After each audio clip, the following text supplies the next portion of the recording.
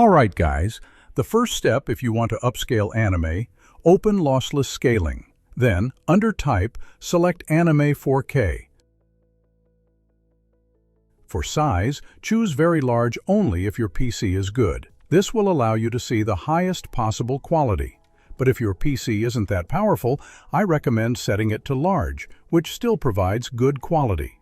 In frame generation, you can enable it, although in some anime it might not look great since some details could be lost. But still, you can enable it to see if you like how it looks. For multiplier, I recommend setting it to 5 only if your monitor goes over 120 Hz. And finally, click on Scale. Once you click Scale, you must quickly start playing the anime, either in your browser or from a file on your PC, but in full screen so the program can detect it. Alright, if you want to watch a movie, the configuration is as follows. For Type, set it to FSR.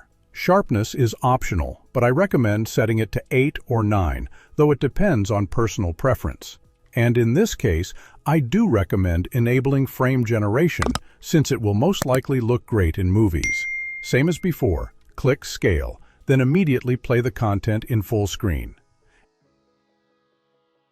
And that's it guys.